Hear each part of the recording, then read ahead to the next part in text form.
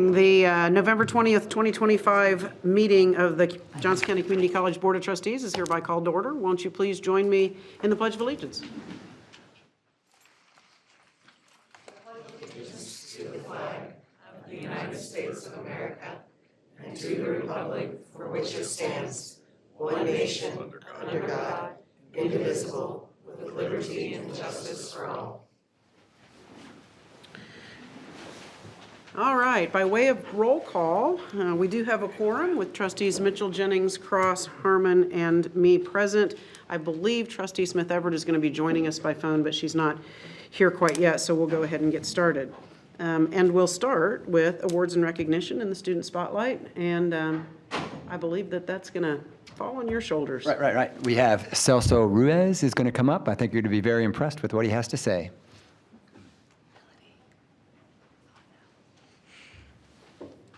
Good evening, Johnson County Community College family. My name is Celso Ruiz III. I'm 21 years old. I'm a second-year student here at Johnson County Community College, completing Gen Eds to transfer to KU Edwards campus, where I will pursue a bachelor's degree in biotechnology and be on a pre-medical track with the ambition to become a caring and competent physician one day. So my journey ultimately begins with my family, my parents, who sacrificed everything, leaving their homes in Mexico to give me, my sister and I, the opportunity to make our dreams a reality. It was this perspective that came to me senior year of high school that led me to obtain and earn a CNA license, Certified Nursing Assistant, and enlist in the Kansas Army National Guard at 17 years old. Choosing to become a combat medic changed me in ways I truly did not expect. Training, responsibility, real-world demands urged me to mature quickly. I learned discipline. I learned resilience and how to stay calm under pressure. And most of all, the value of caring for others, which gave me purpose, gave me a sense of purpose, and guides me to this day. Through my military training, I earned an AEMT license, Advanced Emergency Medical Technician, and am currently working at KU Med in the emergency department as an emergency department technician downtown. And around that time, after graduating the military training, is when I started my first full-time semester here at Johnson County Community College. But it was this time that felt different. Going to school this time felt different.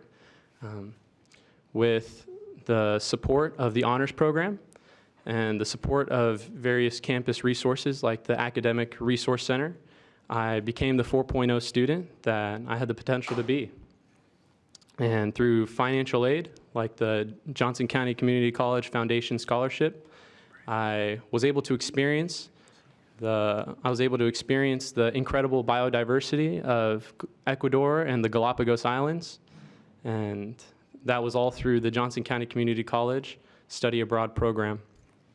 Outside of school, I continue to serve my community through volunteering.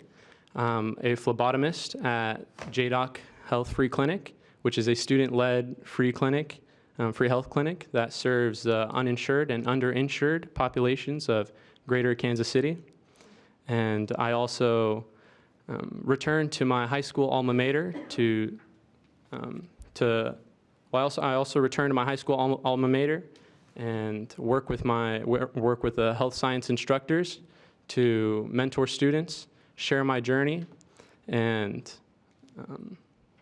serve as a standardized patient and support them in their clinical training.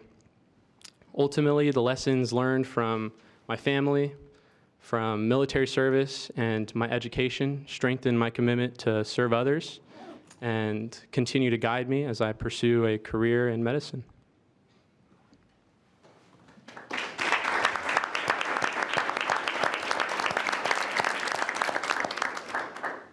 Wow. I have a lot to say, but I'm going to defer to my fellow board members first. Trustee Cross and then Trustee Jennings. I'm sorry I had to step out. I apologize. No worries, sir. Which branch were you in? Kansas Army National Guard. Yeah? Yes, sir. And where are you from? I was born and raised here in Shawnee, Kansas, just right down the street, actually. Which high school? So Northwest? Shawnee Mission Northwest, yes, sir. Northwest, yeah. I had two brothers that were in the Marine Corps and came home 20 years ago. Yeah. Dr. Day, Dennis Day at the time, helped them get accustomed, acclimated here. And one brother, this is his only physical campus he had. He did 4 days online, and then he did Webster for his master's. What will you do next? Yeah, so I will transfer to KU Edwards, where I will pursue a bachelor's in biotechnology and I'm on a pre-medical track to become a physician one day. And, I was just getting ready to say, my alma mater is KU. I think you went to KU. I was going to say I was the only KU grad here. But I'm the only, I didn't graduate from there. no, you went. Classes. Yeah. That's an excellent choice. Thank I'm you, sorry sir. I had to step out. Thank you. No worries, sir. Thank you. Thank you. Mitch. Trustee Jennings. I just want to say thank you, not only for your service, but for the goal that you have, because we need physicians and we need people who are very passionate and are very committed to that practice. And from everything you've said today, you're going to be amazing. Thank you so much And for I your bet your support, man. parents are so proud. Thank you so much for your support. Trustee Rattan. I didn't hear all of it, but the part about the free health clinic, thank you for serving the underserved and going back to your high school. Those are two populations that are going to be touched by you and changed by you. Thank you Thank so you. much. Absolutely. Trustee Mitchell. I think normally we ask, and Trustee Cross did ask what was next, but I know you're on track. I wasn't too worried about if you had a direction in life. I also wanted to thank you for helping out at JDoc Clinic. I, in the past, have done that as well, and it's been a great experience for me. It's been a while since I've done that, but Still a life-changing experience for yeah, sure. absolutely. Good luck to you. Thank you so much, sir. I appreciate it. Trustee Harmon. Thank you for everything you've brought up in your story. I'll tell you, obviously, we get one life, and clearly you've maximized that time. You've done so much in a short period of time. It's inspiring for probably everybody in the room, so thank you for sharing that. Thank you so much. Celso, you have an amazing story, and it's interesting. When I was watching you walk to the podium, in my mind was, that guy's in the military. You have the bearing and the poise of someone who has had that kind of training and challenge, and thank you for your service.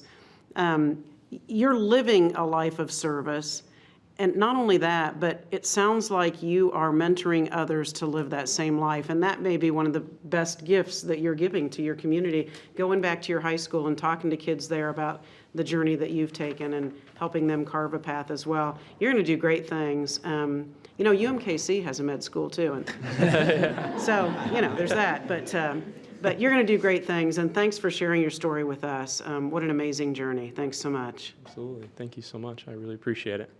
All right.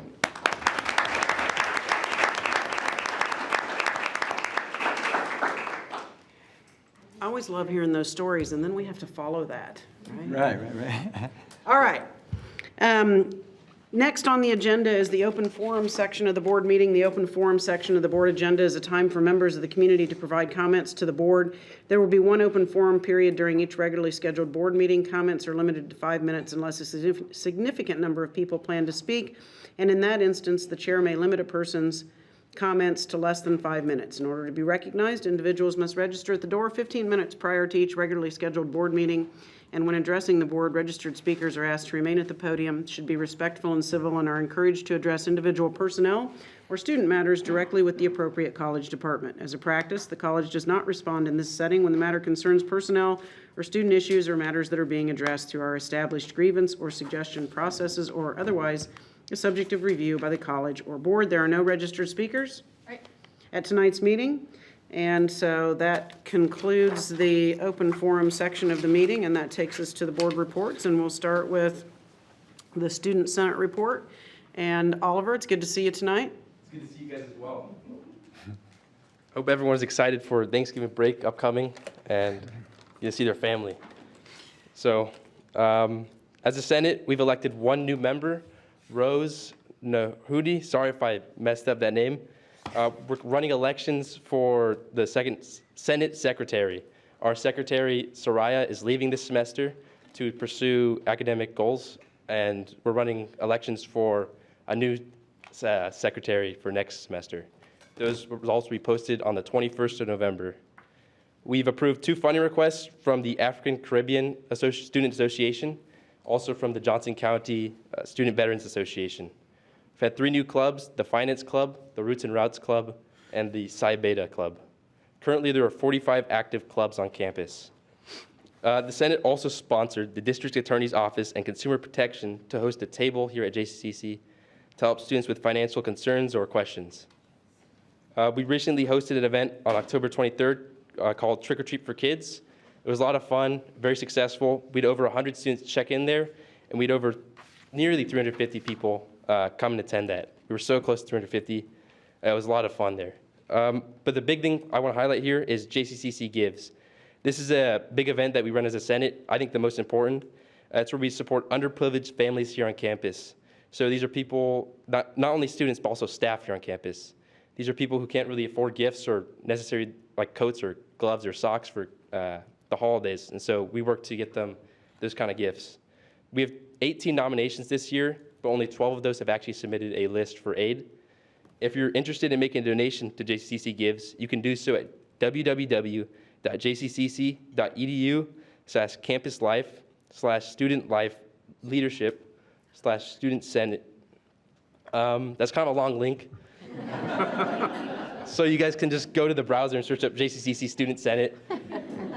And just make sure it's jccc.edu, and it should be right at the top of the page, JCCC Gives, where you can buy a tag or give money, like a direct monetary donation there. Those tags are just direct gifts. And we have 20 out of 111 of those tags already taken, but currently we're in a slow period. So in historical, we've had a lot of tags taken at the beginning, a lot of tags taken at the end, but in the middle, there's a little bit of slow period where only 1 or 2 are taken a week. So there's a lot of deals coming up, Black Friday, Cyber Monday. So if you guys want to feeling generous and want to buy some gifts, you can do so during that time. And for fundraising for JCCC Gives, as a Senate, we had a JCCC market, Student Senate market, yesterday on the 19th of November, where it was a big success. We had baked goods, we had quilts, we had plants there. There were a lot of people who bought stuff, and we would like to thank Tom Hall and his daughter for donating candy from his daughter's candy business, Laurel's Candy, the quilt making group here at campus, and the horticulture here on JCCC campus, and everyone else who supported the market and bought stuff from it or donated stuff to the market. And finally, we have the Chick-fil-A and Raising Cane's fundraiser that we ran. I don't have the numbers for the Raising Cane's yet, but we did raise $140 from the Chick-fil-A fundraiser. And that wraps up my report, so now I'm open to questions. Thanks, Oliver. Any questions? Yes, Trustee Cross and then Trustee Rattan. Do you think you're funny? A little bit, I've been told. No, it's a lot funny because I was watching Melody, Trustee Rail and Dr. Mixa write as you were giving the website, and you're giving it like in segments, and they're writing, and you were like /, and then it's hilarious. Oh, That's what I'd say. I was waiting to remind myself that Caitlin will just send you the, Caitlin's just going to send you the address, right? Yeah. But then I liked how you succinctly gave people an easier way to go. What are you studying? I forget. I'm just getting my general credits so I can go into electrical engineering. Good. No, you're funny. I appreciate you. Thank you. Trustee Rattan. I'm delighted to see that there are 45 clubs because I remember a couple of years ago, someone pointed out that joining a club here helps with retention, time on campus, and contributes directly to student success here at JCCC. So thank you very much for your leadership and support of those clubs. Thank you. Thank you. Any other questions or comments? Thank you for your leadership. I concur with what Trustee Rattan said. You know, one of the best predictors of people staying wherever they are, whether it's in school or at work or wherever they are, is if they feel valued and like they're making a contribution. And I love hearing about what all the students are doing on campus because it is a good predictor of student success, the more you're involved in campus. And gosh, the amazing things you guys are doing, you know, those families that are really going to enjoy those gifts that you guys are going to provide. It's just an incredible way to give back. And so thank you for all that you do to make things like that happen. And thanks for everybody that supports you as well. Thank you. Thanks. Enjoy your Thanksgiving. You as well. Yeah. I did write down the entire link, by the way, and then I kept crossing it out while Trustee Cross is over there laughing at me. I didn't mean to. That's okay, that's okay. All right, next on the agenda is the college lobbyist report and Mr. Dick Carter. Good evening. Good evening. Wish I could be funny. Still time. Well, let's see how this goes. So this evening, I'm going to talk to you about some of the topics that I regularly visit with you about, but we're going to talk a little bit about the state budget process. The Consensus Revenue Estimating Group met last week and revised the revenue expectations for the state over the next couple of years, and I'm going to talk a little bit about how that plays into what budget development looks like. And then finally, we'll talk a little bit about redistricting drama and some other drama that's going on in Topeka and how that's going to impact the session next year that is also surrounded by an August primary and a November midterm election. So let's get started with the budget. The statewide budget committee, that is the legislative-driven budget process, met a couple of weeks ago and began their initial process for developing the state budget. This is the second year that they've done that. The first year happened. It wasn't always smooth, but the process played out and things worked out, I think, pretty well, especially for us in that process. The Budget Committee did hear from the Board of Regents regarding their budget request. There's still some work to be done there. There were some questions that legislators had about, really it was more some university expenditures that they had run through some software to look for ways to find efficiencies and save dollars. I think that every single one of those expenditures was definitely on the up and up and explainable, but the way that they were reported from the process that played out caused some confusion and questions. The State Budget Committee is set to meet next week, and they will take action, or at least it says in the agenda that they will take action on budgets previously heard or agencies that previously presented, and so that will be one of the first things that they do on Monday when they return. I anticipate that they will talk about what that higher education budget looks like, but again, there's still some work to be done, especially as it relates to the two-year sector. That is not fully put together in the information that was presented to the committee, and so we'll see what that looks like as and we deal with this every year. I mean, there's always something that needs to be fixed. There's always something that needs to move forward in that process, and we'll once again be doing that since the numbers didn't play out like we thought they would. That leads us to then the Consensus Revenue Estimating Group that meets twice a year. They met last week, the economists that take a look at what's going on with revenues that come into the state's checkbook and what's expected to be paid out for obligations that we know are in place. One of the things that plays into that is something that I reported on, I think it was the last meeting, with regard to the impacts, maybe it was the meeting before, I can't recall, the impacts that the One Big Budget Bill is having on states, and in particular Kansas, and some of the ways that the money is either not going to flow or is changing. And the consensus revenue folks actually took that into account, and that looks like about a $145 million hit to the state of Kansas based on changes in that legislation that are now in place for fiscal year 27. So that's the budget year that we'll be talking about when we come to Topeka in January. We're in the middle of fiscal year 26 right now, and there'll be some adjustments there as well.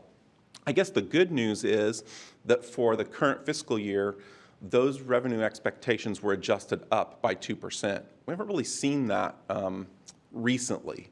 And I think that revenues, I talk about how the revenues continue to outpace what the expectations look like. It's good that those numbers have been adjusted up based on what the expectations look like.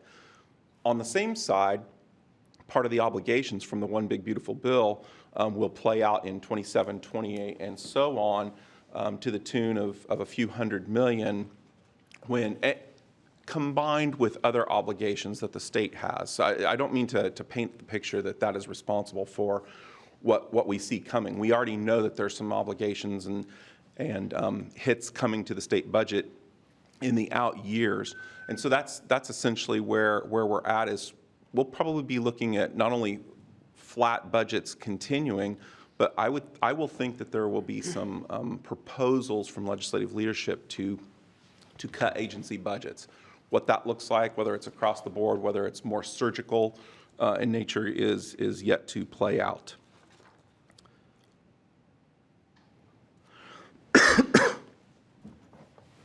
What does become concerning, and the revenue estimators note this, is that the expenditure growth is expected to outpace receipts by about $367 million in fiscal year 27. We'll still have an ending balance, by the way, and $302 million in fiscal year 28. So that would be on top of. So you start to see this gradual decline in what those revenues look like based on what the expenditures also are. So that's why I think we're going to start having those conversations about what some of the cuts look like.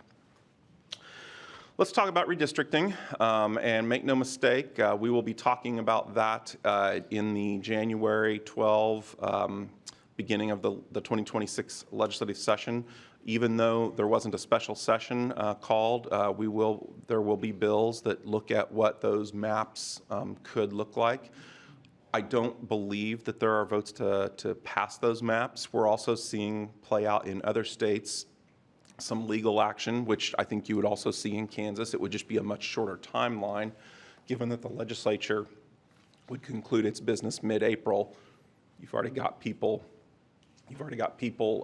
running for office in August and November. I always bring my water up here, and today I didn't do it, and today's the day I need it. As a result of not getting enough signatures on the House side for calling that special session, there were some adjustments made by leadership in committee leadership posts. And one of those we'll see play out in the Higher Education Budget Committee. And so we'll have some new folks in play. Hey, thank you very much.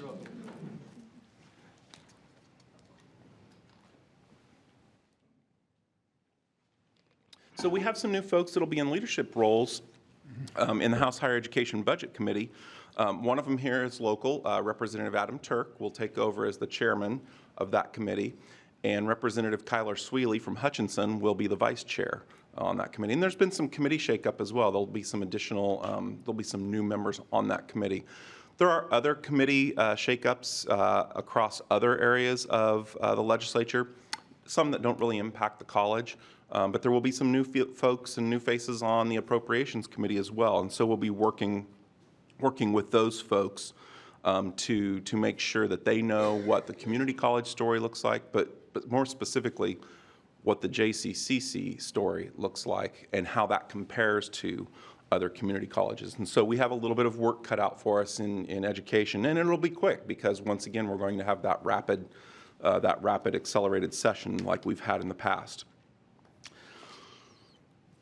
Session will also be impacted by some of the changes at the Board of Regents. Recently, there are 7 individuals who were relieved of duty. There's not a lot of information around what's going on there, but a lot of them were in the budget and data area. Those are the areas where, when we get legislative requests, they're worked through a lot of those folks in that office. Once again, given the accelerated pace of how things are going in the legislative process, that's going to have an impact on what that conversation looks like. So between the new folks in the budget, dealing with how we're going to start getting information to legislators through requests that we'll receive, there's going to be some challenges and opportunities to do things a little bit differently than we've done it in the past. The final thing that I guess I would say is politics are definitely going to play out this session. We've got a number of legislative leaders who are running for different offices. It's a statewide race year, so we've got a lot of folks who have announced that they want to run for governor. Some of those are in the legislature. Some are in other areas of the state. A lot of them are from right here in Johnson County. We're not going to have 9 folks, I don't think, on the primary on the GOP list and on the primary in August. Presently, we've got 3 folks on the Democrat Party that are interested in running. Again, I don't know what that looks like come August, but folks will start doing some polling and figuring out where they think they are and either get behind someone else or figure out where they're going to be in that process. But again, a lot of the votes and a lot of the legislation that we'll be talking about next year will have to do with the elections that are in place. I will, at the December meeting, talk a little bit about what we think is coming next year as far as some of the more detailed aspects of bills that we expect to see, issues that are coming back, things like that. But again, that budget is really what drives the process. All that said, we've been meeting with folks in our local delegation to make sure that we're on their radar, folks in leadership. We've got the legislative series coming up here in December, and I know that folks have indicated their willingness to participate on whatever date it is that you've selected, and we'll be pulling those together so that once again we can continue to forge those relationships that we have and build new ones as folks continue to progress through the legislative process. I think that's probably a good place to stop. A little bit longer than normal, but just some information that you probably need as we continue this process preparing for 2026.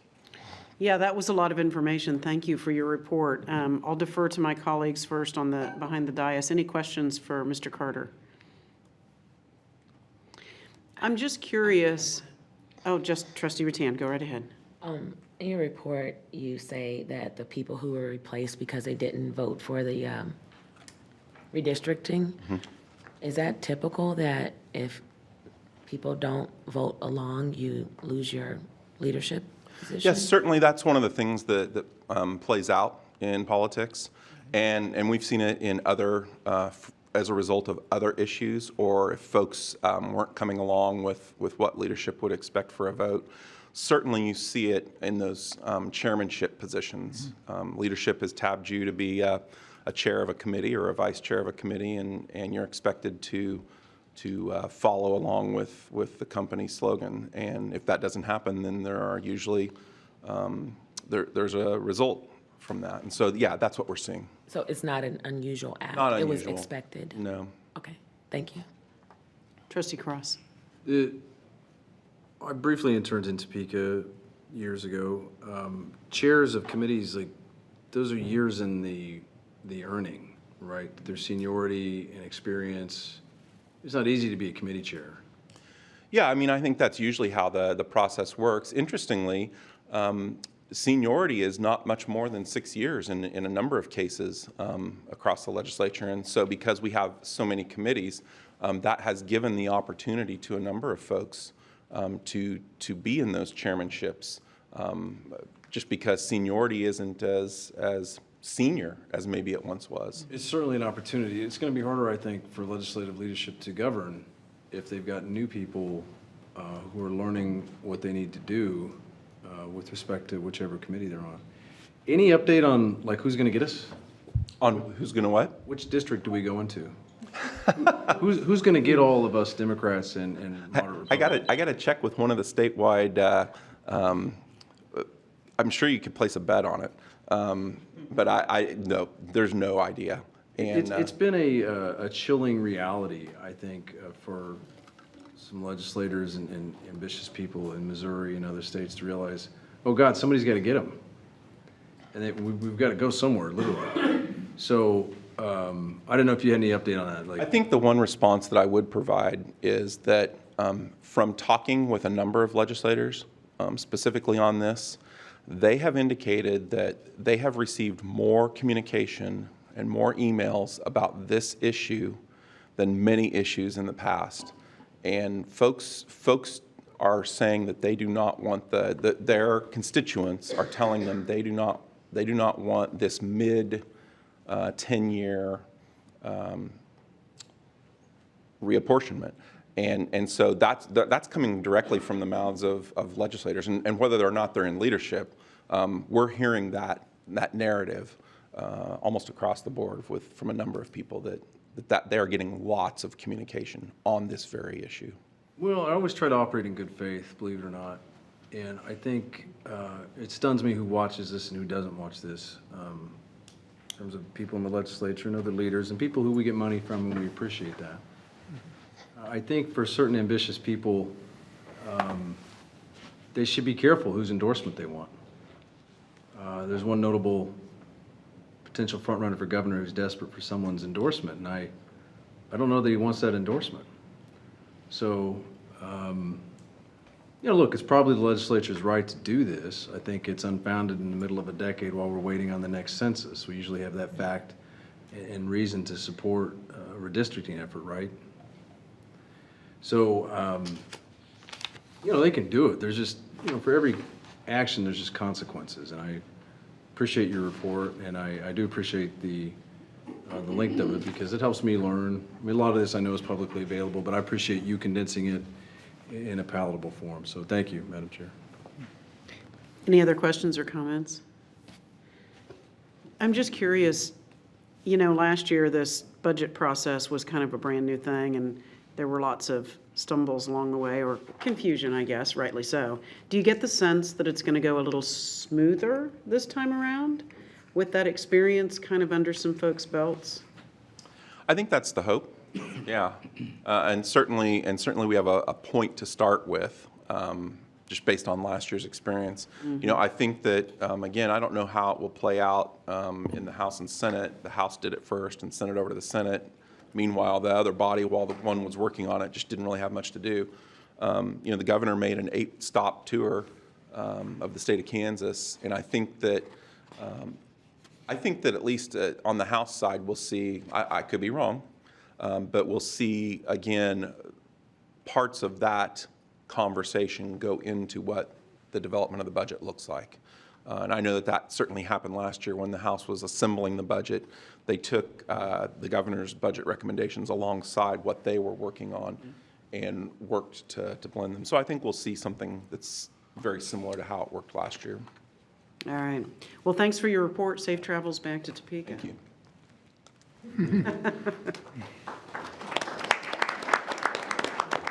Madam Chair, that is the first time anyone has ever applauded my report. Yeah, I'm not sure. There's something in the water tonight, so drink up. I will. Applaud your family when you get home.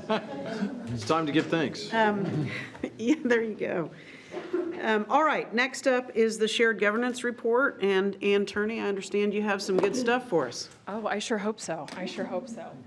All right, I'm going to change it up and provide a PowerPoint. So let me see. All right, Oh, well, hey, there we go. Just comes on for you. like magic. Yeah. All right, well, good evening, everyone. Thank you all for allowing this shared governance update. I am Ann Turney. I'm the chair of Staff Council this year. And we'll be providing the update for all of shared governance. So Caitlin has invited Jamie and I to rotate with her, so I'm happy to be here this evening. First up, we've been busy in College Council seeing how we can get PLD more accessible to all employees. So we put together a couple proposals and plans, and Caitlin took it to Cabinet, and we are going to pause campus operations. We will keep open essential operations, obviously, but allow for the campus to come together for our PLD breakfast, our presidential address, and our shared governance update. And we'll move that. It's typically, the past couple of years, has been on a Tuesday, and we're going to move it to a Thursday. So we would absolutely welcome all of the board to join us and hear our shared governance update. We're planning, hopefully, something fun for that. So would love to see you there. Additionally, we've been having ongoing discussions about the representation on College Council. Do we have the right people at the table? Do we need to add anyone, change up how any of that representation is? So we'll continue to have those ongoing discussions. And then we've also been talking about internal communication needs, how to address those challenges, and look at other operational opportunities to enhance our internal communications among employees. ABC has also been busy with many guests and presentations. So they recently invited enrollment services in on fraudulent enrollments. I was able to attend that. It was very eye-opening on the amount of fraudulent activity out there in the world. But one thing that was very interesting that they shared is you should check your FAFSA information. Create a FAFSA ID if you haven't, and see if anyone is out there getting student aid under your name. So I have yet to do that. However, they did encourage everyone to do that. They also had an update on guided pathways. Staff Council also had that update. So as part of our HLC assurance, that guided pathways is moving and shaking. They had opportunity to provide feedback on commencement, on some of the scheduling changes that we're looking at, and get feedback on regalia. They also had an update on the strategic academic master plan and a visit from Dr. Mixa. In addition to that, they are looking at new workflows and educational affairs, and Jamie will be presenting next board meeting, so I'll let her get into the nuts and bolts of some of these things, but wanted to share that they are looking at new workflows to enhance the efficiency of ed affairs. They are looking at job descriptions for their ABC division reps, and then are looking how to communicate out with faculty and the academic branch on shared governance. More to come on that in the spring. All right, so since I do have the opportunity to share a little bit more about Staff Council, I wanted to, the real reason I have a PowerPoint, so you can see all of our 21 reps. I won't go through all of their names, but hopefully this will give you maybe some familiar faces, or as you walk across campus, you'll be able to put some faces with Staff Council. We start off every Staff Council with high fives, try to really set the tone positively, so I wanted to share a few of those with you. First off, we are high-fiving and congratulating Larissa Oliveira Azusa de Sosa. She is our new pastry chef. She is also one of our Staff Council reps representing auxiliary services. She will be taking over for Yolanda Reyes as Yolanda is retiring. I believe her retirement party was sometime this week. So never fear, we will still have good desserts. Also, shout out to Thad and Weston in Campus Services. Student Life purchased this new hut, and it was very difficult to put together, and they came in and welded some pieces together to make it more accessible for the Student Life staff to put together and take their programming on the road across campus. So shout out to Thad and Weston. Kevin Spikerman in Printing Services, he helped athletics with a couple printing projects. We had a few coaches who reached some milestone wins in their career, and Kevin helped, I'm not sure of the details, helped them put together like a gold volleyball for Coach I to celebrate. So they had some, some good ideas, and Kevin was like, oh, we can make this a little better. So always shout out to Printing Services. And then finally, a high five to Financial Services, and I asked for a bank transfer as we moved over to start working with Commerce. So we have a lot of staff doing a lot of wonderful things. If you're wondering what Staff Council does, here's the long version, but I will give you the short.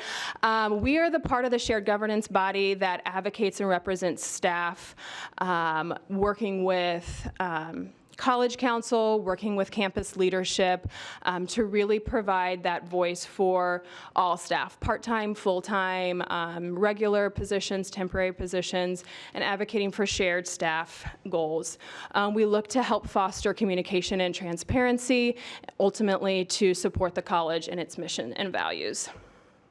And how are we accomplishing this? So this is kind of our operational nuts and bolts. We do meet bi-monthly to discuss current staff concerns. At various times, cabinet or other campus leadership will ask us for feedback, so that's our time to discuss that and create a plan on how we're going to gather that from staff, and additionally advance our council initiatives. Right now we have two main goals in Staff Council. One, we're looking at how we communicate with our constituents and how we increase just the efficiency of our operations within Staff Council, and then also how do we expand upon our engagement with staff across campus. We also manage a topic intake form. I'm sure if you ask staff what we do, they would mainly point to this topic request form. To date, we have over 180 topics that staff have submitted since the form's inception. We also have the opportunity to meet regularly with HR leadership to discuss current staff concerns and topics. When we talk about that intake form, a lot of the topics that come through are HR related, and so we're able to meet directly with them to discuss those. And then we communicate. We have seats on College Council, and then speak with campus leadership regularly, and of course, talk with our staff. I believe last meeting, Caitlin shared ABC's flow chart, if I'm not mistaken. So I do have two versions because I like this nice, clean, simple one where you can see that we gather campus updates and gather feedback, and then we take that to our meetings, and then we either take that forward to College Council or we take it out to our various staff. Each rep does it slightly different. Some of them have teams that they'll like the Microsoft Teams groups that they'll share information with their colleagues on. Others do emails. And so that's part of our goal as well, is what is the standardized communication expectation of our staff council representation, so that we know that staff is getting the messaging in a consistent way. But this is our lovely flow chart. This is our more complicated flow chart.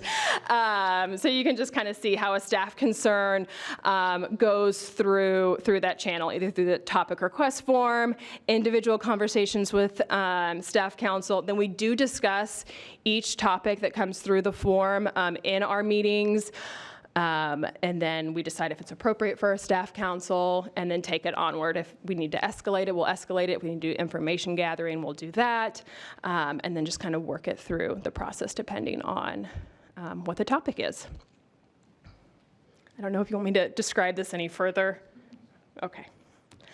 And then I'll just finish out with a couple of our staff council happenings. So part-time temporary and student temporary, those were a couple, tuition benefits were a couple topics that came through more than once in our topic request form. So we were able to talk to HR about how can we increase tuition benefits for those two positions, and really to help with, their access to education here at the college, but also to help with retention in those positions.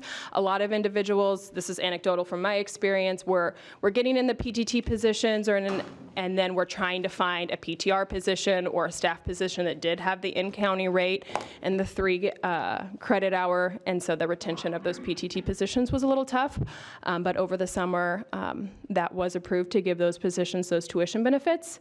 And then also the part-time regular holiday pay. Those positions were automatically getting 4 hours, and sometimes they were regularly scheduled to work more than that. And so depending on the supervisor, you may or may not be short hours, just depending on how the scheduling worked out. So now PTR positions are able to put their regularly scheduled hours in for holiday pay, which is wonderful. And then lastly, we had our semesterly open meeting on October 28th. I would say it was very successful. We tried a new format, so thank you to Cabinet for coming in and speaking with staff. We had over 75 staff attend. We had just general updates, and then we took our topic request form, put all 180 plus topics into 4 different subcategories, and then invited Cabinet to do small breakout conversations regarding those 4 themes so that staff could directly communicate with campus leadership. And we've heard overwhelmingly positive feedback. I think the only areas of improvement where we wanted to go to more sessions, and so in the future, I don't know logistically how that would work. We don't want it to turn into a whole day thing, but we could really see that the staff were very excited to talk with their cabinet leadership. And then finally, we have a few upcoming endeavors. Myself, Caitlin Krumzik, and Lori Shank, we have been working with HR, Rachel Haynes, on staff sabbatical procedural updates to offer some more flexibility and options for staff sabbatical. So we are currently gathering feedback on those updates from staff, and then we'll put that together and present it to Cabinet in December. And then on December 17th, we are sponsoring and working with the Garrett Lee Smith Suicide Prevention Grant to offer a mental health first aid training for staff in December. So those are 2 upcoming things for Staff Council and a little bit of what we've been up to. Thanks for the PowerPoint. And by the way, your colors are really cool on your. I used the branding guide. Yeah. All right. I was able to actually follow that. So, all right. Any I questions? just have a comment. I just wanted to encourage all of the trustees to go to the morning, I think it's on Thursday, the 15th? Yes, Thursday, the 15th. January. I think it's going to be really good and very informative, and I think that the staff and faculty would appreciate our attendance. So hopefully you can make time to do that. Absolutely. And I think it's from 7:30 to, Yes, the breakfast starts at 7:30, and then all should wrap up around 10:30. That gives us 30 minutes to get back to our offices and reopen at 11. All right, Trustee Hamel. It's maybe a small thing, but I really love that you're starting the meetings with the high fives, and it kind of gets thank you. the right attitude to get things going, to make sure we get things done, so thank you. Yeah, absolutely. Sometimes those topics are not always positive, and so starting it off on a positive tone is what That was we're one going of the for. conversations me and Tony had earlier today, talking about how positive things are just going and going in the right direction, so thank you. Absolutely, thank you. Yeah, I just wanted to briefly mention that I like the continuing conversation about improving communications out from the shared governance bodies, because over time, I think that's the thing I've heard the most about shared governance and where it needs to improve is, hey, we have these folks speaking for us and doing things for us, but we never hear about that. And so I think every time you've sort of talked about improving those communication lines, and hopefully that will alleviate some of that knowledge gap that we've been hearing about. So terrific job on that. Thank you for your report. Thank you. Absolutely, thank you. All right, next up is,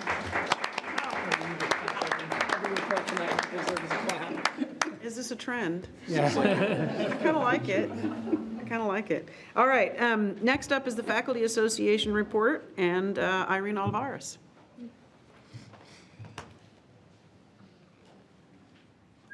Good evening. I wish I had Anne's talent to speak without a script, but I don't have that talent. And I want to address the green elephant in the room, why you see so many people wearing green shirts. Part of my report celebrates our counselors, and so many of the folks you see wearing green shirts today are from our counseling department. So thank you so much. Members of the Faculty Association attended Some Enchanted Evening on November 8th. I got to see a lot of you. I got to see everyone in their nice wardrobes. And I'm sure multiple people will talk about this great event in tonight's report, so I'll make my remarks very brief on this topic. I want to add my congratulations to John L. Stewart for being recognized as the Johnson Countian of the Year. Mr. Stewart, a JCCC alumnus, leader of the community, former trustee, former member of the board of directors of the foundation, used his acceptance speech to tell us about his inspiring journey as a non-traditional student at JCCC. He also used his speech to thank and recognize the counselors and faculty who have played a major role in his academic success. That Mr. Stewart specifically remembered the name of his counselor, Jessie Skaggs, says a lot about the important role that counselors play in the success of JCCC students and the long-lasting impact that they have on students' lives. Corey Paris, the featured gala speaker, is also a former alumnus. Paris currently serves in the House of Representatives in Connecticut, demonstrating that you can start here at JCCC and go anywhere. Both Mr. Stewart and Mr. Paris are prime examples of the role that JCCC plays in our community. I sometimes hear that the mission of the college is to inspire, transform, and strengthen communities. And this is a good way to summarize the mission of the college.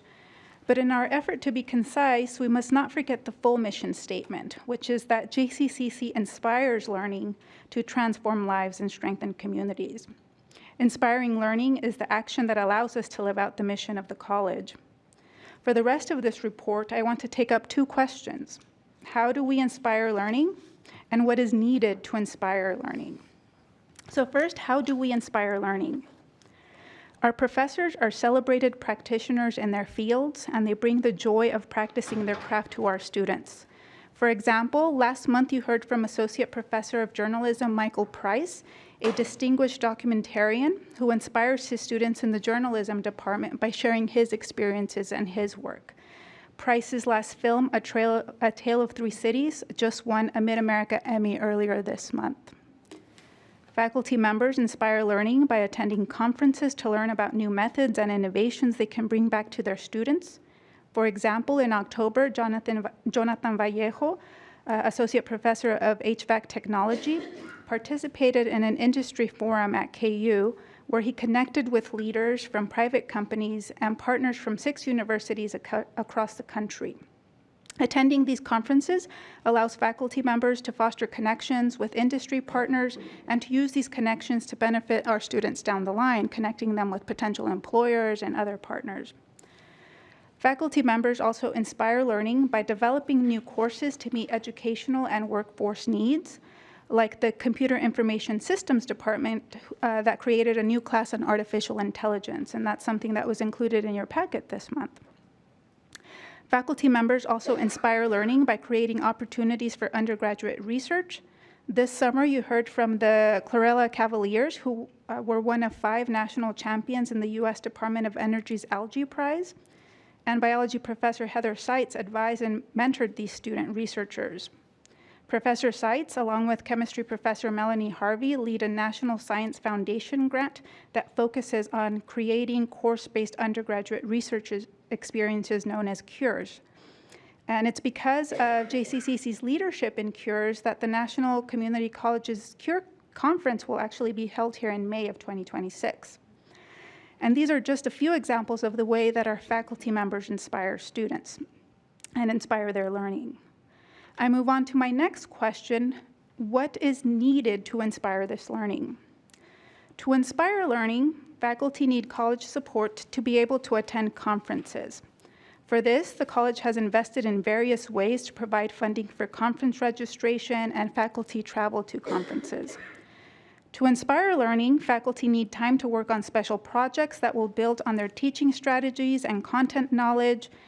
Supporting senior scholar applications and maximizing sabbatical awards are important ways that the college can support faculty with these projects. To inspire learning, we need more full-time faculty to support the areas that are growing and who can dedicate time to college programs and committees. To inspire learning, we rely on the director of the honors program to challenge and encourage students to go beyond the standard curriculum. To inspire learning, we rely on the directors of math and science resource centers to help students gain mastery in their classes. To inspire learning, we rely on our librarians to help students navigate rigorous research projects and to help faculty with copyright concerns, course material acquisition, and to develop open educational resource materials that will help our students save money. Finally, to inspire learning, this entire college relies on our counseling colleagues who are seated here. At this point in the semester, I can tell that my students are sleep deprived, they're exhausted, right? And it's at this point that the counselors become the lifeblood of the college. Because as the semester winds down, students are weighed down by all of these class projects. Many of them have stressful things going on in their work and personal lives. As teaching faculty, when we see students struggling, we send them to counselors because the college has a unique counseling model that goes beyond academic advising. Our counselors provide a safe and confidential environment for students to talk about personal concerns. Our counselors help students problem solve and connect with community resources to succeed in the classroom and in their personal and professional lives. Our counselors are self-giving professionals who help our students reach the finish line when students and, quite frankly, professors are just out of steam. Every day, our counselors are working to make sure that the next John L. Stewart and Corey Paris make it to the graduation stage. We should recognize counseling's frontline work that is so critical to the college's mission to inspire learning, to transform lives, and strengthen communities. That's all for my report. Thank you for your report. Any questions, comments? Trustee Cross. Why the focus on counselors? Because at this point in the semester, our students need them more than, well, they need them all the time, but right now we can really see that they're struggling. Again, they're sleep deprived, they're weighed down with projects, and students know that they can go to the counselors and the counselors will help them navigate ways to deal with all of this added stress, with all of the mental health concerns they might be dealing with at this point in the semester. This is about the hour lunch thing? We just cut I to cannot it? comment on that. Okay. Nothing further, Madam Chair. Trustee Hamel. Yeah, it's interesting you brought up Jesse Skaggs as well. That's actually my great uncle, and I know how much work it is to be a council here. I've heard him talk about it quite a bit, quite a few family events, and appreciate all the work you guys do. And I know you guys put your students above a lot of things in your life, and I really appreciate the sacrifices that you make. Hear, hear. Yeah, I would just comment that you're exactly right. You know, there are people on this campus who make such an impression in people's lives, and I feel like every student who's successful has that person. I can remember the professor that taught me my administration of justice class that I so admired, and to this day. He's no longer with us, but I remember him like I can see him right in front of me. And it's important to have those people who can make those sorts of transitional differences in people's lives here on our campus, and we do that every day. So thank you for all that you do and all that everybody in the room does. We appreciate it. Great. Is this where we clap? 'Cause that's kind of the night for that. And I will say this is not to diminish in any way the great work that the staff does, right? But I represent the bargaining unit, so, but. All right, thank you as always for your comments. Next up is the report on the Johnson County Education Research Triangle, and I believe Trustee Smith Everett is with us on the phone as I once again look to the. Yes, I'm here. Can you hear me? Yes, we can absolutely hear you. Go right ahead. All right, excellent. I'm going to keep it brief because I'm not feeling well this evening, but the JCCC board did turn over leadership, and so Dinah Sykes is now the chair of the JCCC board and sent out our latest distribution. The JCCC 3/8 cents sales tax received $2.3 million in sales tax in October 2025. I'm sorry? Go right ahead. Okay, I just got interrupted, sorry. The JCCC distribution received $2.3 million in sales tax in October 2025 and distributed $775,000 to each of the 3 university entities. Each university entity has received $7.3 million through October of this year. And that will conclude my report, Madam Chair. All right, thank you for your report. Did you say that Dinah Sykes has assumed a leadership role? Did I hear that correctly? Yes, this represents the first time that every member of the JCCC board is not one of the founding members. So this last board, there was one remaining founding member, and that all the positions have turned over now, and so Dinah takes over as the next chair, and we're kind of establishing some norms based on people that weren't there at the very beginning. So she's going to lead the helm for us. Well, I'm glad to hear that Dinah's involved. You know, we were talking about people who make a difference in folks' lives, and Dinah Sykes made one of those differences in the life of my son, and so I'll be forever grateful to her for that, and I'm glad to hear that she's going to be holding the reins, as it were. So any questions or comments for Trustee Smith Everett? All right, thank you for your report and feel better. Thank you. All right, next up is the report from the KACC and Trustee Cross. Madam Chair, there's really no report since our last meeting in Arc City. Our next meeting is in Garden City on December 5th and 6th. I need to be out of town, and then my son has a birthday party on the 6th. So I believe Dr. Mixa is going to be there as proxy for our vote. So I appreciate that. And that concludes my report. All right. I don't imagine we have any questions for Trustee Cross, but I'll ask. Perfect. Thank you for your report. Thank you. No applause? We don't get the applause, right? All right. Next up is the foundation report, and Trustee Rattan, I'll bet you have some really exciting things to tell us. Thank you, Chair Rayo. Some Enchanted Evening was a great success. Here's a few highlights, but if anyone attended, feel free to add your own. Income is 128% over goal. We raised $1.54 million. 14 student-centered programs were highlighted at the event. The student speaker is an alumni and past student president, state rep, Corey Paris from Connecticut, and he was fabulous. John Stewart was the first alumnus to be honored as Johnson County of the Year, and I'll also add that he was fabulous. Internal and external audit for the foundation was presented to the foundation board. We had very clean audits on both internal and external, and the internal auditors made some great recommendations, and the foundation is moving forward with short-term actions to improve the organization. The first week of December, the foundation will be mailing end-of-year fundraising appeals. In January, we will report the outcome of the promotion. That concludes my report. Thank you for your report. Any questions for Trustee Rattan? So I just want to say this, Corey Paris, wow.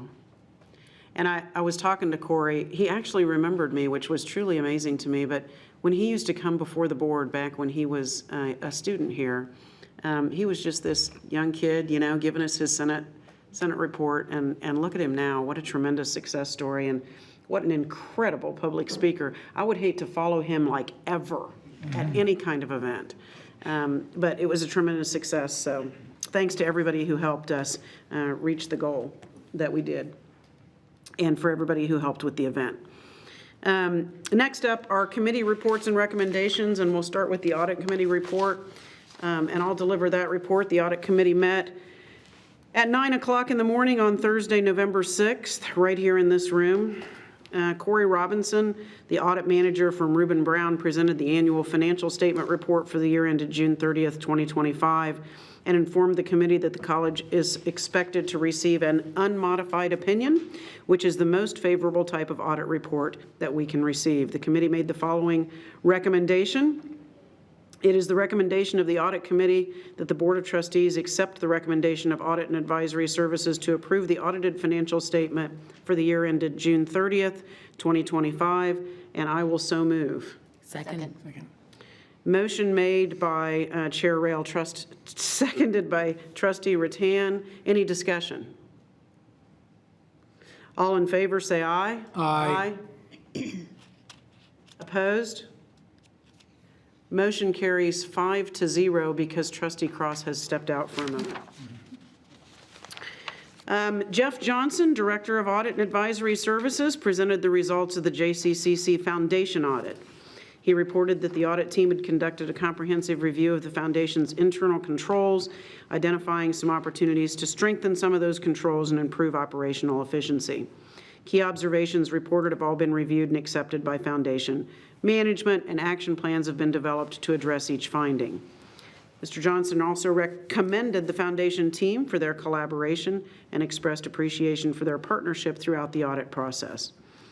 Mr. Johnson reported that during quarter, in addition to completing the JCCC Foundation audit, the Audit Department completed the annual risk assessment, developed the audit plan for fiscal year 26, and implemented enhancements to the ethics report line. Looking ahead to the upcoming quarter, Mr. Johnson noted that the department will collaborate with the Information Services Department to conduct an Information Technology General Controls audit. He also shared an update on the status of prior audit recommendations. Of the 3 open recommendations at the start of the quarter, 2 have been closed and 1 is in progress. Mr. Johnson presented the ethics report line update for the period July 28th, 2025 to October 15th, 2025, and during this period, there were 58 reports received, 46 from identified reporters and 12 from anonymous reporters. As of October 15th, 2025, 37 cases have been reviewed and closed, and 12 remain in process. And I would just comment that the efforts that have been undertaken by Jeff and his team and others to get the word out about the use of the ethics line have definitely improved the use of the line, as we're seeing numbers go up from people reporting things to the ethics report line. Annually, the Audit Committee reviews the audit charter to ensure that the charter remains current, continues to reflect the mission and purpose of the internal audit function, and aligns with the committee's oversight responsibilities. Mr. Johnson reported that no changes are recommended to the audit charter approved by the committee last year. Accordingly, he requested the committee affirm the existing audit charter until the next annual review. Annually, the Director of Audit and Advisory Services provides a review of the internal audit plan in compliance with the global internal audit standards. Mr. Johnson made a presentation on the annual risk assessment process used to develop the proposed internal audit plan for fiscal year 2026. Based on the results of this assessment, the following areas were identified for inclusion in the plan: information technology general controls, enrollment management, banking and investments, and ongoing advisory services. The proposed plan was reviewed and accepted by the audit committee. That concludes my report, and I'll entertain any questions that anybody might have. All right, hearing none, we'll move on to the Board Governance Committee. And Trustee Mitchell, I believe you're up. Thank you, Madam Chair. The Board Governance Committee met at 11:45 a.m. on Wednesday, November 5th, 2025, in this room. We had 2 agenda items for the meeting. The first was a review of the 100 series policies. Kelsey Nazar, Vice President and General Counsel, led the review of the following policies. Our favorite policy on policies, that's 111-00, the Professional and Development Policy, 113-00, and the committee's policy, 111-03. The Board Governance Committee did not propose any changes to the policy on policies or the Professional Development Policy. However, it is the recommendation of the Board Governance Committee that the Board of Trustees accept the recommendation to approve modifications to Committee's Policy 111-03 as shown in the board packet, and I so move. Second. Motion made by Trustee Mitchell, seconded by Trustee Cross. Any discussion? Hearing none, all in favor say aye. Aye. Opposed?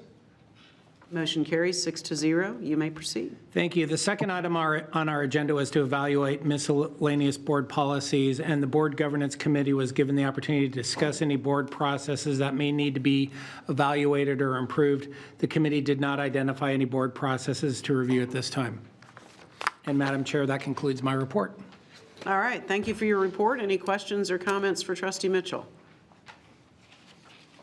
Hearing none, we'll move on to the Employee Engagement and Development Committee report. And Trustee Hamel, I believe you have that one. Yes, thank you, Madam Chair. The Employee Engagement and Development Committee met on Wednesday, November 5th, right here in the boardroom. Christina McGee, Vice President, Human Resources, reported on the update of 2 policies: Certification, Registration, and Licensing Policy 415.05, and as well as a Volunteer Policy 440.00. The following recommendations are being made for the Board of Trustees approval. It is the recommendation of the Employee Engagement and Development Committee that the Board of Trustees accept the recommendation of the college administration to approve the modifications to the Certification, Registrations, and Licensing Policy 415.05 as shown subsequently in the board packet. And I so move. Second. Second. Second. Motion made by Trustee Hamel, and I believe it was seconded by Trustee Jennings. Any discussion?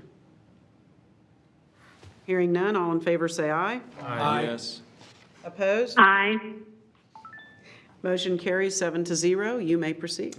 Okay. It is the recommendation of the Employee Engagement Development Committee that the Board of Trustees accept the recommendation of the college administration to approve the modifications of the Volunteer Policy 440.00 as subsequently shown in the board packet, and I so move. Second. Motion made by Trustee Hamel, seconded by Trustee Mitchell. Any discussion? Hearing none, all in favor say aye. Aye. Aye. Opposed? Motion carries 7-0. You may proceed. Thank you. Barbara Cooper, Director of Human Resources, shared outcomes of the recent benefits open enrollment, highlighting the successful enrollment of 2 of the college's newest benefit offerings. 227 employees signed up for legal services, and 229 signed up for identification theft protection. Ms. Cooper also informed the committee that bereavement leave will now be available for part-time regular employees for up to 3 days. Ms. Cooper also gave an update regarding employee relation invitations of streamlining the ethics point form and switching from SurveyMonkey to Microsoft Forms for the JCCC exit interview, and will also save some cost for us. And that concludes my report. All right. Thank you for your report. Any questions for Trustee Hamel? All right. Hearing none, we'll move on to the Management and Finance Committee report. Trustee Cross, I believe you have that one. Thank you, Madam Chair, and I love your glasses. Thank you. Management and Finance Committee held their meeting at 8:30 a.m. on Wednesday, November 5th. The information related to the meeting can be found on pages 14 through 24 of the board packet. With respect to reports, the Management and Finance Committee received the following reports from staff. There was a Workforce Development and Continuing Education Annual Report. Elisa Waldman, Vice President, Workforce Development and Continuing Education, and the daughter of Carol Sater, former trustee here. And Jessica Johnson, Executive Director of WDC, introduced members of the WDCE department for their annual information report to the committee. Mary Horvatin, Coordinator of Account Planning for WDCE, it's like a radio station or something, WDCE, reported on marketing strategies, tactics, and data analysis. Molly Salisbury, Director of Business Solutions, and Nicholas Gonzalez, Program Director for the Commercial Driver's License CDL Training Program, presented a review of the CDO program fiscal year 2025 highlights, including opening the new driving range in Edgerton, curriculum enhancements, enrollment, revenue, and student outcomes. We got a report on the fiscal year 26-27 budget update. Megan Casey, Vice President and Chief Financial Officer, presented various scenarios and data to support proposed tuition and fee rates for the 2026-27 academic year. She noted that the administration considers several factors in recommending tuition rates, including student access and affordability, generating revenue to support the college's operations, employees, and strategic initiatives, and the distribution of revenue that the college receives from property taxes, tuition, state aid, and investment income. As a result of the discussion, the administration will continue to refine proposed tuition and fee rates for the next year and will bring a recommendation to adopt tuition and fee rates for the 2026-27 academic year as a part of the budget guidelines for the board approval in December.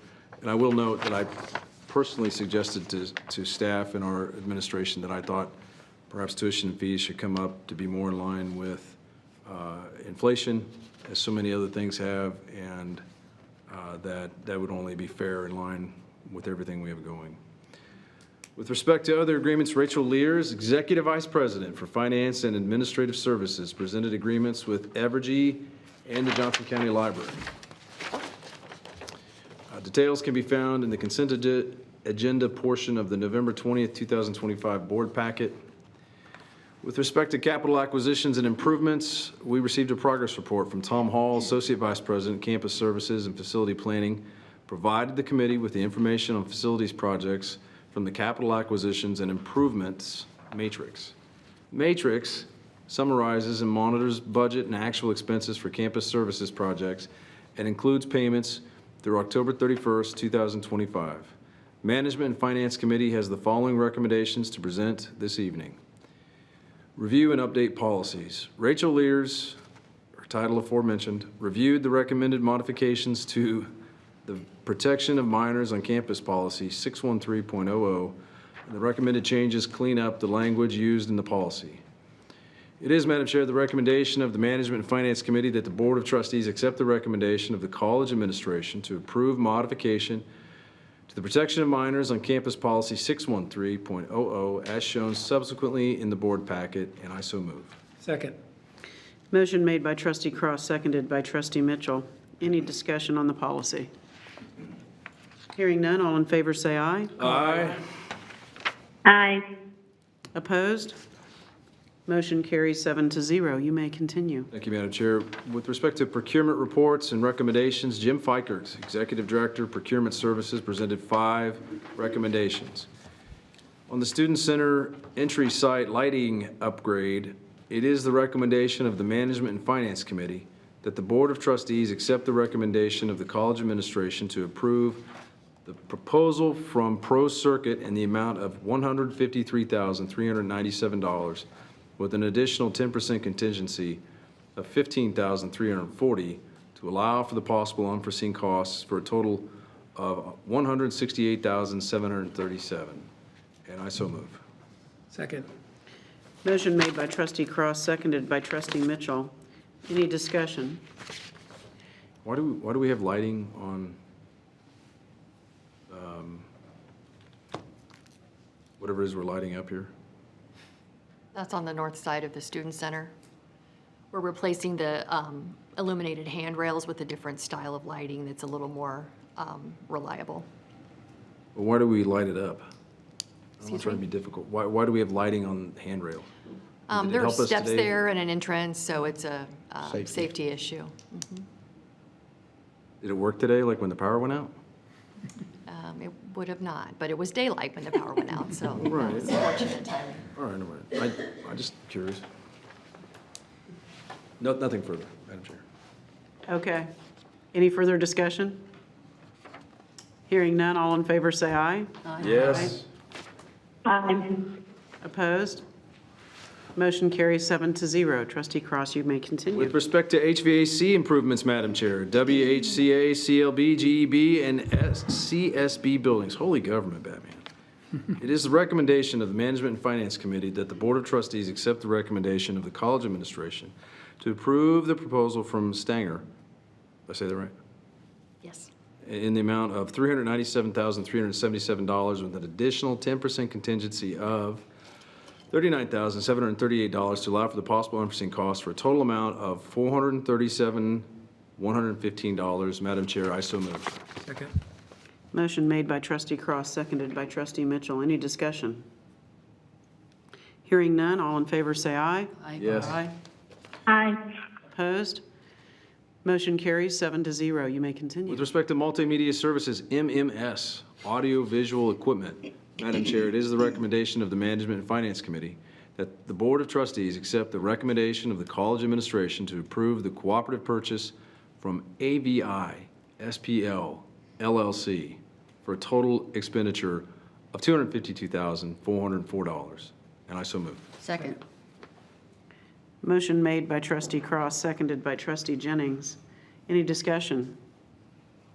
Hearing none, all in favor say aye. Aye. Aye. Opposed? Motion carries 7-0.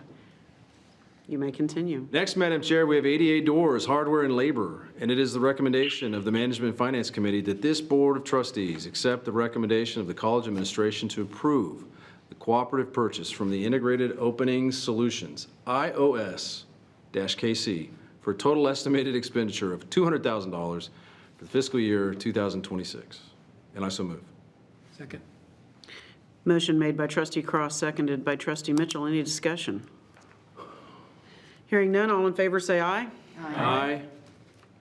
Aye. Opposed? Motion carries 7-0. You may continue. Finally, Madam Chair, we have Integrated Workplace Management System, IWMS, and it is the recommendation of the Management and Finance Committee that this Board of Trustees accept the recommendation of the college administration to approve the renewal extension for accruent Yes. for an estimated amount of $366,383 through October 2028, and I so move. Second. Motion made by Trustee Cross, seconded by Trustee Jennings. Any discussion? Hearing none, all in favor say aye. Yes. Aye. Aye. Opposed? Motion carries 7-0. You may continue. And I'll take a moment of personal liberty to say that somebody has apparently organized a trustee farewell for you and Trustee Hamel, both of whom have been instrumental for the management and governing of this college over the past 2 to 4 years. And I mean that. If you're sitting in this room or working at the college right now, you owe a lot to these two trustees. So I'll have more to say in the time to come, but December 18th, 4 to 5 in the CoLab on December 18th. Thank you both. Thank you, Madam Chair. That concludes my report. Thanks, Trustee Cross. Any questions or comments for Trustee Cross? I just want to briefly mention, as we Madam often... Chair, Yes, Trustee Smith Everett, go right ahead. I just wanted to inquire with Trustee Cross on whether it advised that any other Board of Trustees approve the motions, or if it always said our Board of Trustees. It's a joke that it's probably not going to relate since I'm calling in, so I apologize. Could you repeat the question? I just wondered if the management report recommended any other Board of Trustees approve the recommendations of the board packet, or if it explicitly said this Board of Trustees each time. I just missed that in reading the packet this round. I'd be happy to answer the trustees' question, Again. Madam Chair, if I may. If you feel that it needs an answer, I think you're more than welcome to respond to Trustee Smith Everett's comment. You know, there's a lot of meetings I let a lot of things go by, but in this particular point, I'm going to relay a story about a young Senator Obama running for the U.S. Senate race, and he had a stump speech he kept giving over and over again, and he'd get bored with it, except there was this Chicago Tribune reporter that was in every room, and he tweaked a certain segment of the speech for that reporter because that poor guy had to sit through everything. And the reporter caught on. He's like, "Are you changing that speech?" He goes, "Yeah, I'm changing the speech because you're here every time. So I can't say the same thing every time because otherwise you'll be like, you're giving the same speech every time." So listen, I'm not sure what I said. I think I blacked out a little bit with the adrenaline of reading it. And then I changed it every time, Laura, because I get bored reading. I really do thank whoever prepares this for me. It's really great. But I read and I do things. And so thank you, Trustee, for the question. For that, I appreciate the variety, Trustee Cross. Thank you. Okay, well, thank you for that commentary. I just wanted to say, as we mention often when we go through these numerous recommendations that are brought forward by the Management and Finance Committee, it seems like we're spending a lot of money and nobody's talking about it, and we're just saying yes. And I just want to reiterate that all of these recommendations were vetted through the committee. Each of the trustees has had an opportunity individually to ask questions and inquire about each of them. It's not like we're just spending money without asking any questions, so. If I may just briefly. Go right ahead, say Trustee thank Cross. you for raising that issue. I will say we met for an hour and a half that day, November 5th. I asked more questions about the lighting. I'm not opposed to it. I certainly just voted for it. But the businessman in me is like, do we really need to light up the railings? Like, it's not like the blind can see it. And so I appreciate it. I'm sure there's some functional reason in there somewhere. But we had a national search for Dr. Mixa. We had national searches, I believe, for all of the positions sitting at this table. And we have a great professional staff that goes through and chooses what we need to buy or what we need to spend money on. And then, well, 2 of us just got reelected, and I begged you to come back, so I trust you. So I'm just saying I really appreciate the oversight that we do have here, and I trust what's brought before us. So thank you, Madam Chair. All right, thank you. And I'm glad that people aren't going to be falling down the stairs in the dark, I'll just say that. Okay, moving right along, it's time for the Student Success Committee report. And Trustee Hamel, I believe that one's on your plate tonight as well. Thank you, Madam Chair. The Student Success Committee met at 9:45 a.m. on Wednesday, November 5th, right here in the boardroom. Barry Bailey, professor, librarian, presented new courses, course modifications, deactivations, and program modification effective for the 26-27 academic year. Details can be found in the consent agenda of the board packet. Shelley Allen, VP Student Success and Engagement, presented modifications to several policies as shown in the consent agenda on the board packet. Since there are several policies, I'd like to move that we, the Board of Trustees consider the policy in one motion. I so move. Get more screen time if you read them separately. I have a motion. Do I have a second? Second. Motion made by Trustee Hamel, seconded by Trustee Cross to bundle several policies together for a single consideration. Can you identify just the names of the policies that we're bundling just for purposes of the motion? Yes, student attendance policy, well, I can read the recommendation. Just the titles of the policies. The student attendance policy, the grading system policy, grade review and appeal policy, student with disabilities policy, and there you go. Those are the ones we have. Okay, so we have a motion and a second to bundle those 4 policies that were just mentioned by Trustee Hamel into a single consideration. Any discussion? Hearing none, all in favor say aye. Aye. Aye. Aye. Opposed? Motion carries 7-0. Go right ahead. Okay, so this is the recommendation for all of them combined into one. It is a recommendation of the Student Success Committee that the Board of Trustees accept the recommendation of the college administration to approve modifications to the student attendance policy 314.01, the grading system policy 314.04, grade review and appeal policy 314.08, and student with disabilities policy 322.00, as shown in the consent agenda portion of the board packet. I so move. Second. Second. Motion made by Trustee Hamel, seconded by Trustee Jennings. Any discussion? Hearing none, all in favor say aye. Aye. Aye. Opposed?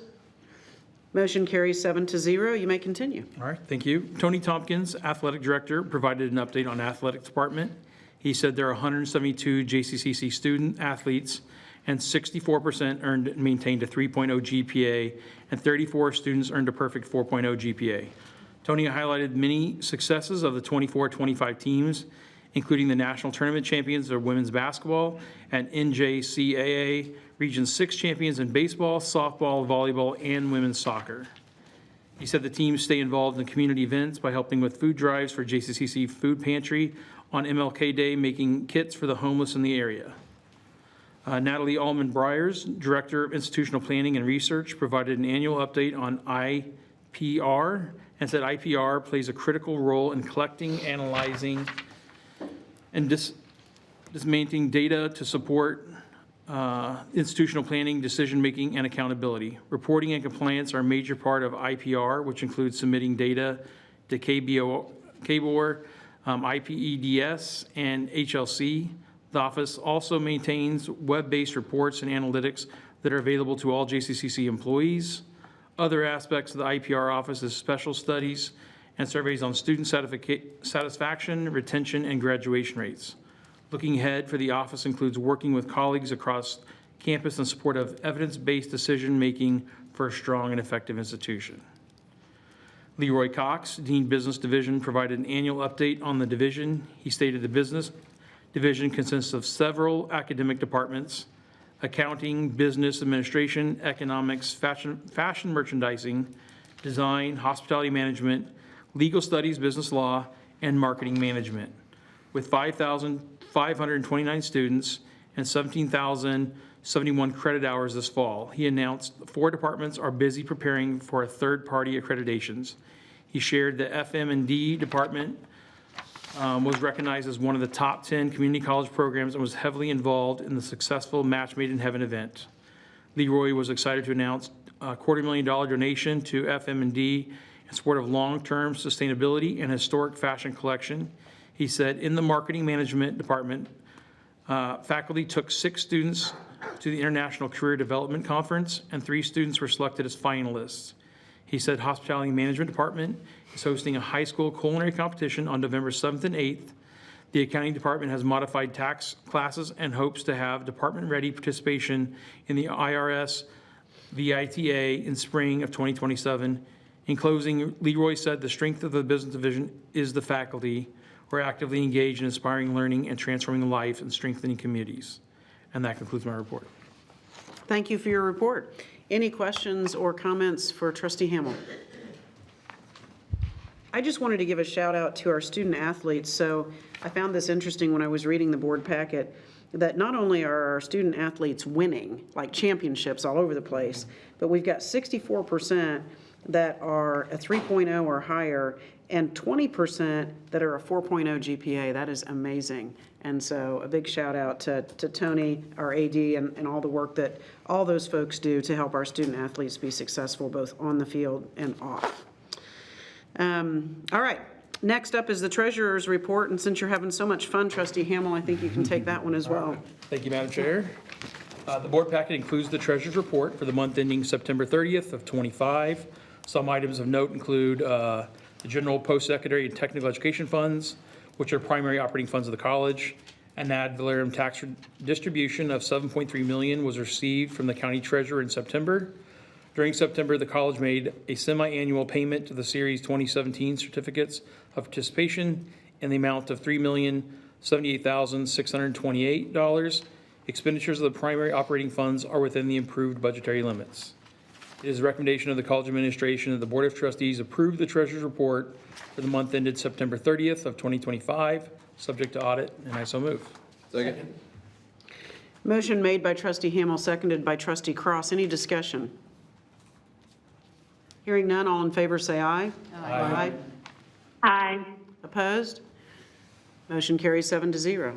You can continue. That concludes my report. All right, thank you for your report.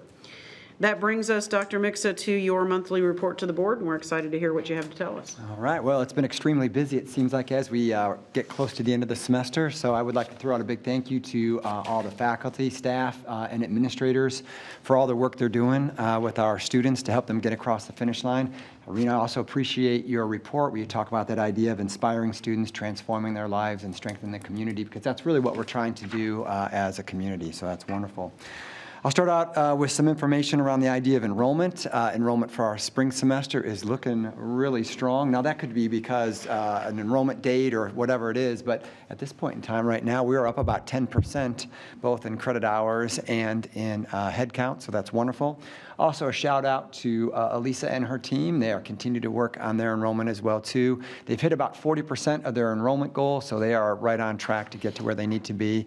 And of course, you guys heard about the wonderful work that's happening with some of their programs, or some of you heard it in person, but especially the CDL program, which is going gangbusters, doing wonderful work out there. And so we really love that. I think gangbusters is okay to say, right? I got to think about that. That just kind of came out. I don't know. So I'll just kind of go back. Like I said, it's been a busy month. Go back to October when we went, and when I say we, Trustee Mitchell, Chair Rail, myself, and Caitlin, we went to the ACCT conference. I thought it was a great conference, had some wonderful sessions. The sessions I know that I hit, there's a lot about AI, so I touched, or I saw, or was a part of some of those. I went to a session on building a health professions building or renovating a health professions building, and so that was interesting to hear about the spaces that they used and kind of the process that they went to. I also went to one, I used to be on the NJCAA athletic board, and so some people that I knew were making their presentations, and it kind of supports what you were saying, Chair Rail, about the success of our athletes.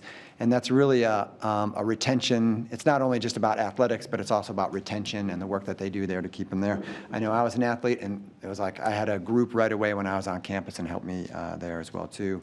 We also had kind of a really interesting thing that we got to do on Friday. Chair Rail and Trustee Mitchell and myself, we got to go out to an area in Louisiana and see, it was I'm not going to say the name of it. Come on, you can pronounce it. Appalachian Basin. Atchafalaya Basin. Atchafalaya Basin. But we got to go out to this basin and see some, really incredible stuff, especially the cypress trees and just some wonderful wildlife out there. But the point about going out there is there is a connection. One of our faculty members is going to be taking some students out there in the spring. That's Stephen, and also I'll say this wrong. You guys make me do some tough words. Giabroni. That's pretty close. Yeah, close, in the ballpark. But he's going to be taking some students out there, hopefully in the spring or in the future. And it's wonderful to take the trustees out there as well as administration out there to see what's happening so that when we come back to campus, it's great to advocate for the work that they're going to be doing. But it was a great opportunity there. Some other things going on, our National Academy of Rail Service, or we also know as NARS, is welcome some visitors from the Mexican military as well as the Mayan Train Project. I say that to show that that group is not just doing work here internally or in America, but they are international, doing really great work, and people see that program as something that is worthwhile to come from all across the country. We had a Vote and Vibe project that went on. I think Andrea was the one that led that. She handed out so many chips. I think I ate way too many chips as part of that process, but it was great. Students could check and see their voter registration status, and then for a couple new Kansas, how do you say that? Kansans, a couple new Kansans, Deb and I, we got to register and we were able to vote based on that. You'll get it. Yeah, slowly but surely, we'll get there. Kim Steinmetz and Carissa Sadika presented at the A Global Perspective on AI at a conference. That was wonderful. Just want to bring up Some Enchanted Evening. It was a great night. Deb and I's first Johnson County prom. We truly enjoyed it, and we got a chance to be up there. I will say the same thing. I'm so glad Deb and I got to speak before Corey Parris spoke. He was awesome up there, and so that was wonderful. And certainly John Stewart was great. That was wonderful as well, too. I've got an opportunity to go out and make a whole bunch of presentations and welcoming people to campus. The CURE poster session, which we did last night, was awesome. That's the college undergraduate research experience put on by Melody Harvey and Heather Seitz. Just what a wonderful event. Got to walk around, talk to the students, hear what they had to say. The part that was so wonderful about that is listening to them and how proud they are in their research. And not only about the research, if you take some of those things, they did some work, for example, on antibiotics and fungus, and that work that they do, then they take that and they put that into a national database where other research institutions can use that. So it's really a great opportunity for our students as well, too. But I had the opportunity to present at the Lenexa EDC, presented Rachel and I to this morning, as a matter of fact, presented at the DeSoto EDC. There we talked a little bit about the college, but also about our facilities master plan, and it seemed like they were very excited about the future that we have. Had an opportunity to meet with our international students during International Education Week. They were great. They were very patient with me. They taught me how to say hello in about 6 different languages. I would love to repeat those right now, but you know what? Go out to my Instagram. There's a reel forthcoming, which might be much better. Athletics, our women's soccer team and women's volleyball team were both competing in the national tournament, so it was wonderful work that they got there from that perspective as well, too. And I will end with the college won multiple awards at the Educational Digital Marketing Competition. Here we go, a little technology. We'll see if it works. We're going to show it here on the screens right now. This is what they won the award for. I'm going to KU for nursing school, Rock Chalk, and I'm going to be a nurse. I plan to transfer to the University of Kansas to obtain my Doctorate of Occupational Therapy degree. I'm getting my recording arts certificate here at Johnson County Community College, and I'm going on to KU for their music production technologies program. I'm going to go travel around Europe and potentially find my husband. So my future plans after graduating is I got accepted into the LPN program this summer, so I start June 3rd, so I'll still be here. I'm going to the University of Central Missouri in the fall. I'm majoring in psychology, and hopefully I can get my bachelor's in 2 years. Currently, right now, I'm at Fort Hays State University pursuing a Bachelor's of Science in Psychology. And I'm going to Washburn in the fall, and I'm going to study criminology and hopefully get a PhD. After graduating, I'm actually going on a study abroad trip with JCCC. I'm going to Greece. I'm very excited. I got the Gilman Scholarship to it. They wrote an article. That was very fun. I'm also going to transfer to KU to study politics and global international studies. To win, win, win, win. I plan on attending K-State and going into their AP design program. I am going to be pursuing a major in architecture. I'm excited to become a Wildcat, but I'm also sad to leave JCCC. It was such a great experience. After graduation, I hope to get a job at JCCC in the fall and then start my bachelor's for communications at KU next spring. Going right back to paramedic school. Thank you, JCC. Shout out the emergency medicine department. I'm going to Canada for a school certification there. I'll be doing an animation certification. Starting this fall, I'll be doing my PharmD at KU. Okay, I'm gonna go to Avila University and starting my nursing school, my nursing program. I'm accepted to KU, so I'm going there next. Hopefully Oxford after that, that's the plan, and I'll be studying economics. Well, after graduation, I plan on moving on to get my bachelor's for American Sign Language Interpretation. I got accepted into the KU BSN program, and after my graduation, I'm gonna be a BSN RN nurse.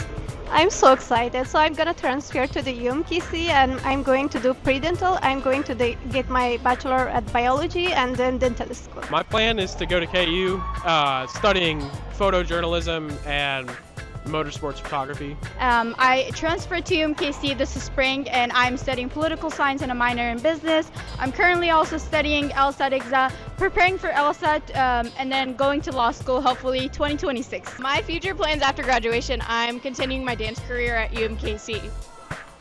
What do I plan on doing after graduating? Your guess is as good as mine. My future plans after graduating are I'm transferring to Mizzou to pursue a degree in journalism next semester. Attending UMKC after this, 2 more years finish and get my bachelor's in mechanical engineering. I am planning to transfer to Emporia State University, major in social sciences, and become a high school history teacher. We're going to M&U in the fall for nursing school. My goal after graduation is still continuing my education. I will be going to UMKC into the pharmacy program. My plans for after graduation is to attend KU respiratory therapy program in the fall. My plans after graduating are to transfer to University of Illinois Chicago and to pursue a degree, bachelor's degree in sociology. I'm going to go to KU for criminal psychology. So my future plans are nursing school. I am going in the fall to the Disney College program. Okay, so we're both going to UMKC, but for 2 different reasons. I'm going to the dental hygiene school at UMKC. And I'm just going to study journalism and mass communications to work with the news. Going to KU, then sing in the choirs there, have a good time. I'm planning on transferring to KU to major in computer science. All right, I'm getting ready to start KU in the fall and pre-medical for psychiatry. I'm super pumped. It's going to be awesome. JUCO has been a great experience. My name is Artemis, and I graduated in fall of 2024. I transferred to UMKC, and I'm pursuing my pre-dental track that I've been started since I started JCC. My counselor here at JCC was so awesome. Ever since I came here, she made sure that all my classes would transfer to UMKC Dental, and she has set me up for success. I often tell people if this was a 4-year, I would have completed my education here.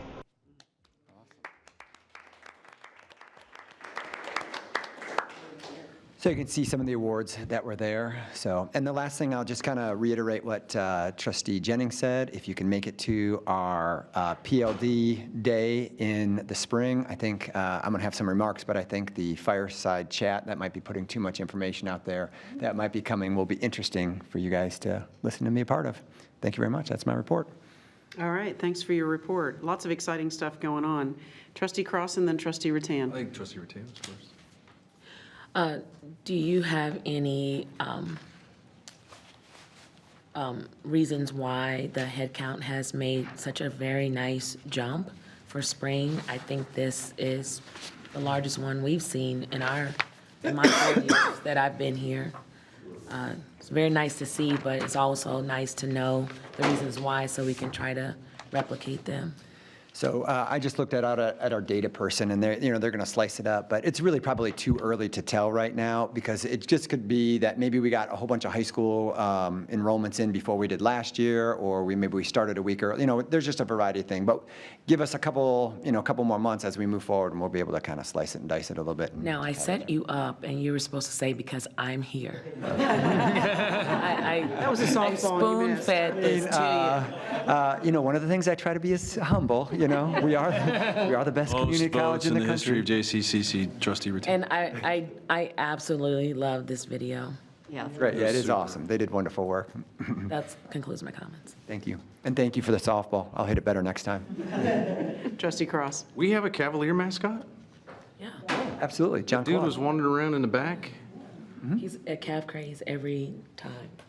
Okay, I haven't been to We can bring him next month if you want should. for Christmas. I thought it was inspired. We can get a selfie. He'll be at the collab. And I missed the foundation report. I probably should have said some of this then, but with respect to your comments on Summit Chanity, thank you and Deb for being there. I think you guys had a table. Yes. Trustee Stewart, I served with Trustee Stewart, as I know Trustee Rail did. He's the paradigm of public service and committed to this college. I did also want to shout out to former Trustee Greg Musel, who gave some excellent remarks, and I just about cried about the things that he recounted and the success we've had here. With respect to the CURE presentations today, I know the faculty were thrilled that you were there, Dr. Mixa, twice. Yeah, yesterday. I did the welcoming yesterday. Yes, sir. I did the welcome today, and they made me go get Dr. McLeod and drag him down there. And I need to apologize to Dr. McLeod because I called him our chief academic officer. And apparently you are the vice president, executive vice president provost. So I didn't mean to steal Gerb's title and demote you, but I apologize. But thank you all for going. They were thrilled. And then I met a client's daughter. So it was a great presentation today, and I concur with Trustee Rattan. It was an excellent video. Who did that video? Sam? This one? Yes, ma'am. Callie Woods in Strategic Communications and Marketing. I thought it was excellent. Thank And you. I just sent all 4 of the Cavalier Conversations one, as well as the Arts and Design Award to everyone. Thank you. Thank you. Awesome. Thank you, Madam Chair. All right. Any other comments, questions? I just wanted to briefly mention, we did have a terrific time down in New Orleans at the ACCT conference. There was some great presentations. AI really was a real topic of conversation, and I think, for so many of us, it's a matter of getting our arms around the good and the bad and how it can help us. It's here, right? And so we need to embrace it, but Trustee Mitchell and you and I all got to attend some pretty good sessions. It's always a worthwhile trip, so it was great that we got to go. Any other questions or comments? Perfect. Next up is new business, and we do have one item of new business to take up, and that is the nominating committee recommendation. It's that time of year, every year in November, which falls in the month before the organizational meeting, which will appoint the officers for the following year. It's the responsibility of the board chair to put together a nominating committee. The committee then proposes the slate of officers, committee representatives, and liaison assignments for 2026 that will be voted on at the December meeting. Per the committee's policy 110.03, the committee is a nomination by me as the board chair, but subject to majority of the board approval. And so at this time, I'd like to, my recommendation for the nominating committee is to appoint trustees Valerie Jennings and Don Rattan as the nominating committee for 2026, and I'll make that motion. Second. Second. Second. I have a motion and a second by trustee Cross. Any discussion? Yes, if I may, Madam Chair. Go right ahead. I just second and I support this committee, and I would just like to say that we've had a pretty good run the last few years, and 50 of them, some odd. And being chair of the board is a time commitment and a pretty big one. And we think we have one of the greatest community colleges in the country here, and that we work in a nonpartisan manner to govern and protect this place from any political wind. So I think as we're choosing a new slate of officers, that all of us consider that and govern appropriately. So I just wanted to take a point of personal privilege to say that, and I thank you for allowing me to say that, Madam Chair. All right, thank you. Any other discussion? I would echo your comments, by the way. There's a reason why this board is a nonpartisan board. There's a reason why it's a nonpartisan election. I've always taken great pride in trying to do what I believe is best for the citizens that I serve and for the college as well. And I'm confident that all of my trustees, including the 2 new trustees who will be coming on in January, hold that same commitment dear. So with that, I think it's time for us to take a vote. All in favor say aye. Aye. Yes. Aye. Opposed? Motion carries 7-0, and thank you for your support. That concludes new business. Next on the agenda is old business. There's nothing to bring up for old business. That brings us to the consent agenda. The consent agenda is an opportunity for the board to take up in a single motion items of a fairly routine nature. And before we make that motion, I'd like to ask if there's anything on the consent agenda that anyone would like to pull for separate consideration. Hearing none, I'll entertain a motion to approve the consent agenda. I'll move. Second. Motion made by trustee Cross, seconded by trustee Hamel. Any discussion? Hearing none, all in favor say aye. Aye. Opposed? Aye. Motion carries 7-0. There is no executive session tonight, at least nothing that I'm aware of. And so now we'll, I guess, entertain a motion to adjourn. So moved. Second. Motion made by trustee Mitchell, seconded by trustee Rattan. Any discussion? Hearing none, all in favor say aye. Aye. Opposed? Aye. Motion carries 7-0. We stand adjourned. Thank you, everyone. Thank you.